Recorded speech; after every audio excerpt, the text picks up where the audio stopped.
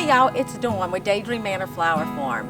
Today is the third part of a series I'm doing about starting vegetable seeds and flower seeds. Welcome back to Daydream Manor Flower Farm. If this is your first time here, I'm Dawn. We live in South Louisiana in Zone 8B. And today's video is on the difference of the recipes that I use to start my vegetables and my flowers, because they are a little different. But first, let's talk about storage. I had to figure out what I was going to do for storage. I'm in a smaller space in here. I learned my lesson, or no, I didn't learn my lesson because I still did it again. A few months ago, I had bought some big bags of compost and I left them out in the field and went to move them today, and the bags just are disintegrating. So that's what's in this bucket right here. So learning to put stuff where it goes is probably the most important thing that I can learn from this video. Anyway, when we first got our chickens, I was looking for some containers to be able to store chicken feed in, just to keep rodents out. And I happened upon these Tough Stuff products from Tractor Supply. And it worked beautifully for the chicken feed, still does. And I was cleaning out the stem shed and was moving things around, and this actually slid perfectly under my shelving unit. And I was like, oh my gosh, this is the answer, because I was trying to use some of those bigger totes and they just weren't working. I couldn't get them. I was having to stack them, then I'd have to unstack them. They took up too much space under the grow lights. It was just a whole situation. So I was like, well, let's go get some of these. So first up, and I'm going to put the links down below. They are affiliate links. We do get a small commission if you use those links to purchase, which we would appreciate. And all of that, as little as it is, every little penny helps. It comes back straight into the farm. So that's my disclaimer. But even if you don't, you should go into the store and get these. This is the Tough Stuff containers, feed and seed from Tractor Supply. Like I said, they are 12 gallon and they hold up to 50 pounds of feed or dirt. This has been the key for me. And look, they have a locking lid, which I love. So I can drag them, whatever I need to do. Look how filthy they are. I mean, they just stay under my lights. So I use these, and I use these seed storage cans. You'll find this at Tractor Supply again, right there with all the bird seed and all the bird houses. That is exactly what this is. And this serves a second purpose, so I'm going to show you that too. So once you have these containers, the other thing that you're going to need is some type of sieve. This is 6mm quarter mesh sieve, and a sieve is just simply where you're going to sift things.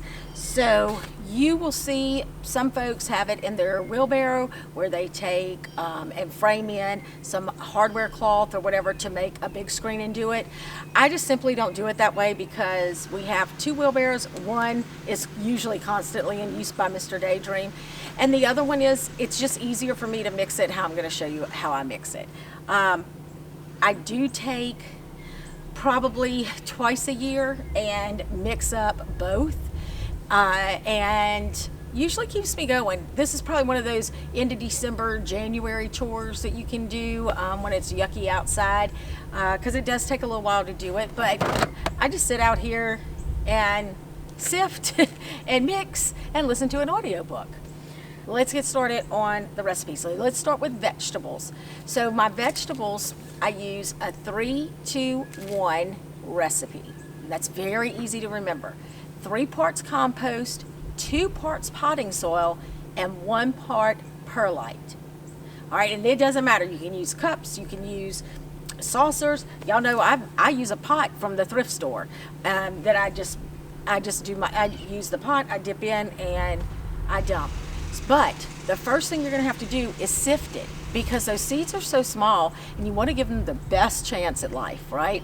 So sifting through some of that debris, as I call it, like especially in peat moss. Let me show you this. Where did I put it? Hold on. Okay. All right, sifting through the peat moss.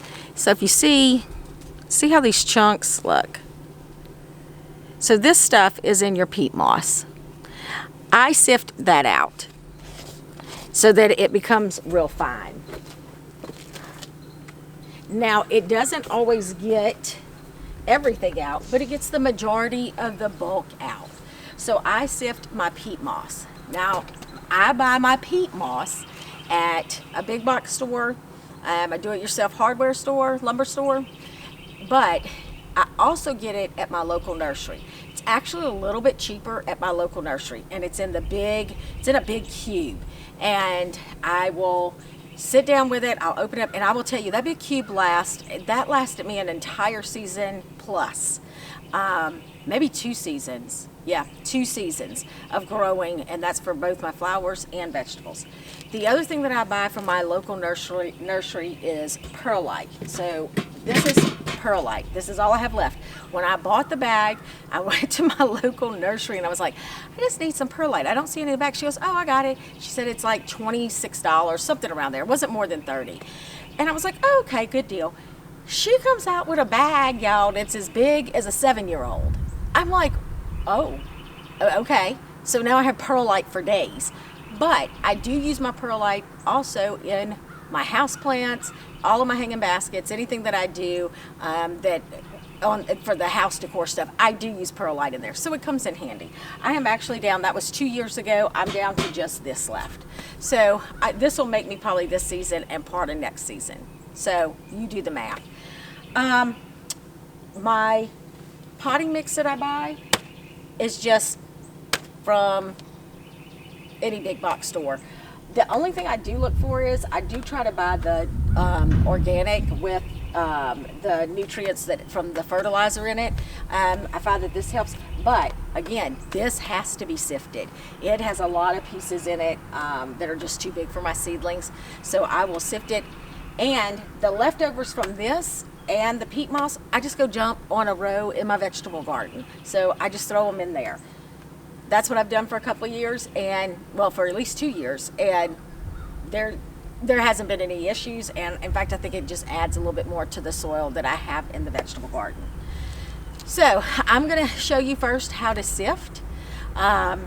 This is why I love these. This is my example right now, because I'm going to insert just a short clip of when I was sifting. I had videoed it, and so I'm going to insert that. But look, this fits perfectly on top of here. So I will take it, I have an empty one that I use to mix and to sift into. And I will put this on top. I will start with my peat moss, and I will just start sifting. And all I'm doing is shaking the can. That's it. And once that's done, then I transfer it into my perlite bucket, my peat moss bucket. So it's finished. Here, watch the video real quick.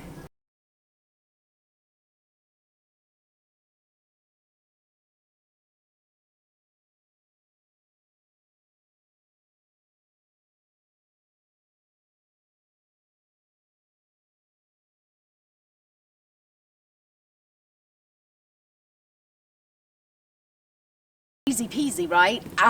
Not hard. I just sit here and just shake. It's, you know, it's not the most exciting thing I do here on the farm, but truthfully, sometimes I just need some downtime, and I want to think about some things, some plans, or I just want to listen to an audiobook. So that is how I sift. This will last me quite a while, actually. I just bought 2 bags last week. I think the last time I bought them was sometime in August. So that's my mixture, a 3-2-1. So I'm going to use 3 parts of compost. Oh, I didn't talk about the compost. Sorry. So I buy the cheap compost. This one is compost and manure. I get this at the lumber place. And then I also buy black cow. I just happened to come across a really good deal on black cow manure. And that look at the bag. That's me just tearing the bag. I actually like the black cow. It doesn't have, to me, it doesn't have as many big chunks in it, so there's not a whole lot of sifting I have to do. But I also sift it into my empty pail, and then I have In fact, this one is compost. So then I have my compost, I have my potting soil that is sifted, and then once those are done, and then I'm ready to make my recipe. So then I just scoop with whatever measuring unit you want to use, and I do 3, 2, 1. I put it into an empty, the one that's designated for vegetable mix. And then, where do I have it? Oh, I don't have it out here. I actually use a paddle just to stir it. It's just easier, and paddles are a lot I mean, everybody I think down in South Louisiana has a paddle because we boil crawfish and that's what we use. So you can buy a paddle around here pretty cheap. But I have a wood paddle that I'll use to mix it up. And sometimes I just get in there and mix it with my hands. And then it's ready to go. So anytime I'm ready to start vegetables, I open that up and it's done. So that's my vegetable mix. So again, it is a 3, 2, 1, 3 parts compost, 2 parts potting soil, 1 part perlite. That's it. Let's move to flowers because that one is a little bit different. All right, I had to pop into the stem shed. The sun the glare off the concrete was like blinding me. I was having to squint. I couldn't even tell if the camera was recording. So here we are. All right, let's jump into flower seeds. Now, I do start a lot more flowers than I do vegetables. So I do like this recipe because 2 of the ingredients are already used for my vegetables. And I start these in soil blocks. So for me, this has really just worked. I have tried other seed starting soils. I'm not saying there's anything wrong with them. I've just never really noticed a bigger difference. I mean, I've tried, I think all of them, with the exception of Pro Mix, just because I don't have a dealer here around me, and I'm not going to pay shipping on that. I mean, I would love to try it, but shipping's just not in my budget right now for that. So, with that being said, let's talk about my recipe. So the recipe that I use makes 500 soil blocks. So that's like what, 10,000 plants? That's a lot. It is very simple. It is 16 cups of sifted peat moss. So we've already sifted it, right? Because I spent the day and sifted everything I needed. And then it's 4 cups of compost. So that compost and manure that I use, or the black cow, whatever, sifted, I use it. And then the other 2 ingredients that I add is green sand. This is what green sand looks like. And I will use a 1/4 cup of green sand and a 1/4 cup of rock phosphate. And that's it. And then I mix it up. And I put it into that pail, the bucket that I have for soil blocking. And that's what I pull it out of. I mean, it's that easy. I will link where I get the phosphate and the soil from.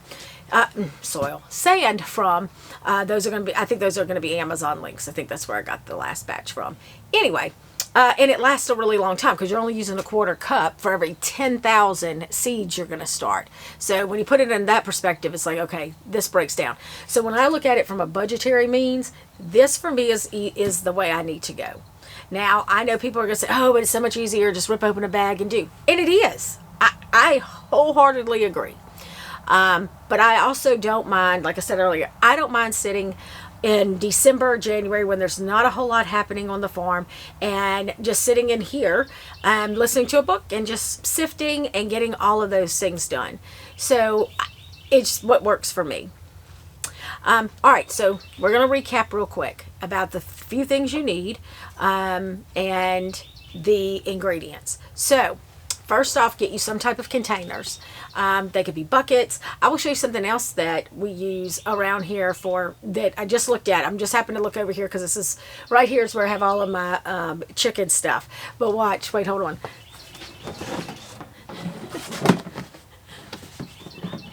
These are big sunflower buckets, sunflower seed buckets. So in this one, I think I have bird seed in it. Yep, that one is bird seed. You can use a bucket like that. You can use a 5-gallon bucket with a lid. It doesn't matter. Just figure out what container you want to save it in. Don't try to store it in your bags. One, it makes a huge mess too when you're trying to scoop out of a bag. It just makes a big mess. And those bags do disintegrate. So think about that. Get yourself something to sift with, whether you make your own, you get a garden sieve, whatever it is. Get you something to actually be able to sift with. Get you something to stir with, whether that's a paddle, a spatula, a spoon, a stick, your hands. That's perfect. If you need, get your, oh, you know what else I use? I actually use in here, I know y'all just saw it, I bought measuring cups. These are actually from a dollar store, and I have a set of measuring cups that stay out here that I use, so those are helpful. Get you some rock phosphate and green sand, and you can order those. Then let's do peat moss, perlite, potting soil, compost, and you are set up. Getting those things. Your most expensive thing is going to be your storage, right? Like, what are you going to store it in? So that's going to be it, but easy, easy, easy. So again, you got the 3, 2, 1 for vegetables, and then a 16-4 with flowers. So hope you learned something today. We'll do another part when I actually make some soil blocks, and I'll show you that. I'm going to try, if I can get to it this afternoon, I'm just going to tack it onto the bottom of this video. So see you soon, folks.